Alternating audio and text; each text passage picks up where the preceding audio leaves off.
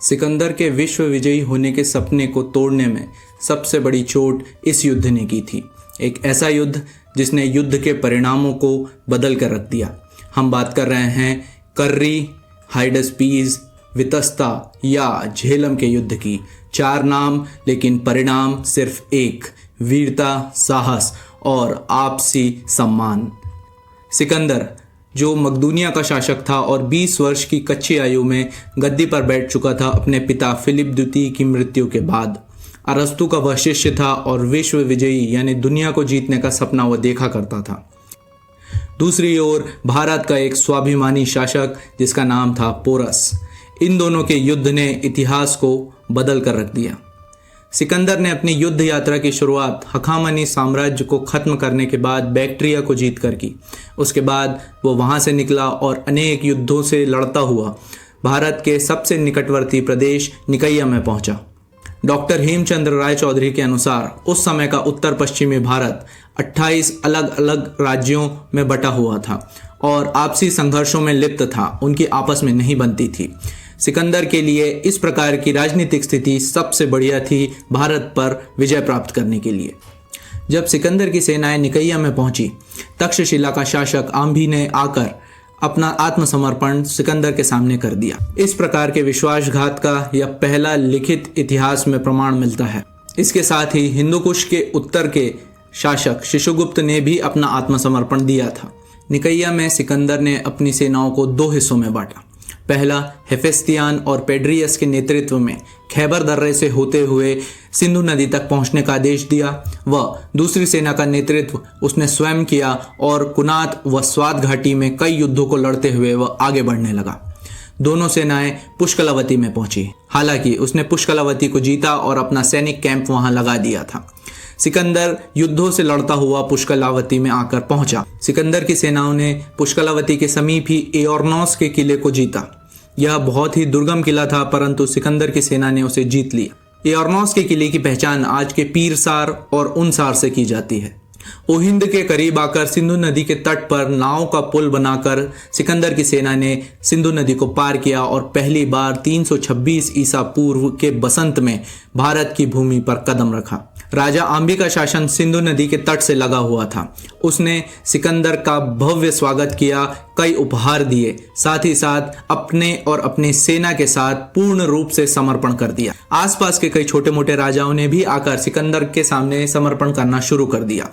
इसी कड़ी में सिकंदर ने पुरु राज्य के राजा को भी आत्मसमर्पण करने की मांग की, लेकिन पुरु राज्य का राजा पोरस एक स्वाभिमानी शासक था। उसने यह संदेश भिजवा दिया कि मैं यूनानी विजेता के दर्शन रणभूमि में ही करूंगा। यह सिकंदर के लिए एक स्पष्ट चुनौती थी। सिकंदर अब युद्ध की तैयारियों में जुट चुका। पोरस राज्य झेलम और चिनाब नदियों के बीच में था। युद्ध करने के लिए सिकंदर को झेलम नदी को पार करना ही था। यहीं से युद्ध की घटनाएं प्रारंभ होती हैं। सिकंदर की सेनाएं झेलम के पश्चिम में व पोरस की सेनाएं पूर्व दिशा में अपने अपने सैनिक शिविर लगा चुकी थी। लेकिन सिकंदर के लिए एक बड़ा प्रश्न यह था कि वह झेलम नदी को पार कैसे करे। समय मई का महीना था, लेकिन फिर भी झेलम नदी में बहुत बाढ़ आई हुई थी। बहाव इतना तेज था कि उसे आसानी से पार करना कठिन था। इस गुत्थी का रास्ता निकालते हुए सिकंदर ने 12,000 अश्वरोहियों के साथ आधी रात के समय में झेलम नदी को पार किया। क्योंकि उस रात बहुत वर्षा हो रही थी, बिजली कड़क रही थी, साथ ही साथ झंझावात की आवाजें इतनी अधिक थीं और सिकंदर ने नदी पार करने के लिए ऐसे स्थान को चुना जहां से पोरस की सेनाओं का ध्यान उन पर नहीं गया। जैसे ही इस बात का पता चला, पोरस ने 2000 सैनिकों के साथ अपने पुत्र को सिकंदर का मार्ग अवरुद्ध करने के लिए भेज दिया। पोरस का पुत्र बहुत वीरता से लड़ा, परंतु युद्ध में मारा गया। अब स्वयं पोरस ही अंतिम निर्णय लेने के लिए युद्ध में उतरा। प्रकृति ने पोरस का साथ देने से मना कर दिया था। पोरस की सेना में भरपूर बलशाली हाथी थे, परंतु सिकंदर की सेना में तीव्र गति से चलने वाले घोड़े थे। इसके कारण सिकंदर की सेना की गति तीव्र हो चुकी थी। साथ ही साथ भारी वर्षा के कारण मिट्टी दलदली हो चुकी थी और पोरस की सेनाओं के सैनिक बड़े बड़े धनुषों से युद्ध लड़ते थे, जिन्हें वह जमीन में गड़ा कर चलाते थे। दलदली मिट्टी होने के कारण वह इस चीज का प्रयोग नहीं कर सके, फिर भी वह बहुत वीरता से लड़े। सेल्यूकस ने स्वयं भारतीय हाथियों को यूनानी सैनिकों को कुचलते हुए देखा था। इसी कारण वर्षों बाद 500 हाथियों के बदले सेल्यूकस ने अपने उत्तर पश्चिमी राज्य के 4 प्रांत चंद्रगुप्त मौर्य को खुशी खुशी भेंट कर दिए थे। युद्ध का दबाव भारतीय सेनाओं पर स्पष्ट रूप से दिखाई देने लगा। साथ ही साथ पोरस भी काफी घायल हो चुके थे। पोरस ने अपने हाथियों को मोड़ने का आदेश दे दिया। सिकंदर ने आत्मसमर्पण करने की मांग की और आम्बी को दूत बनाकर पोरस के कैंप में भेजा। आम्बी को विश्वासघात करते हुए देख उनका खून खौल गया और उन्होंने एक बर्छा उठाकर आम्बी की ओर फेंका। हालांकि आम्बी की किस्मत अच्छी थी कि वो बच निकला और वापस लौट आया। इस घटना का दृश्य उस समय की मुद्राओं पर भी अंकित किया हुआ मिलता है। आम्बी के वापस लौटने के बाद सिकंदर ने पोरस के मित्र मेरूस को बात करने के लिए भेजा। मेरूस के समझाने पर पोरस ने आत्मसमर्पण कर दिया और यूनानी सैनिकों ने उसे जंजीरों में बांधकर गिरफ्तार कर लिया और सिकंदर के सामने पेश किया। सिकंदर ने जब पोरस के साथ मुलाकात की तो उसने पूछा, तुम्हारे साथ कैसा व्यवहार किया जाना चाहिए? तो पोरस ने बेड़ियों में बंधे होने के बावजूद आत्मविश्वास से कहा, जैसा एक राजा दूसरे राजा के साथ करता है। इस उत्तर को सुनने के बाद सिकंदर बहुत खुश हुआ और ससम्मान पोरस को उसका राज्य लौटाया। साथ ही साथ आसपास के जीते हुए राज्यों को भी पोरस के राज्य में मिला दिया गया।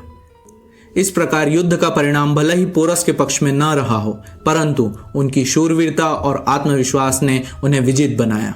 यही वह युद्ध था जिसके बाद सिकंदर की सेनाओं को पता चल चुका था कि भारतीय नरेशों से युद्ध करना कोई मजाक नहीं है। सारे सैनिक लंबे समय से घर से बाहर थे और कई प्रकार के युद्धों को झेल चुके थे और झेलम के युद्ध ने उनके बचे कुचे आत्मविश्वास को भी तोड़ने का पूरी तरह से काम किया।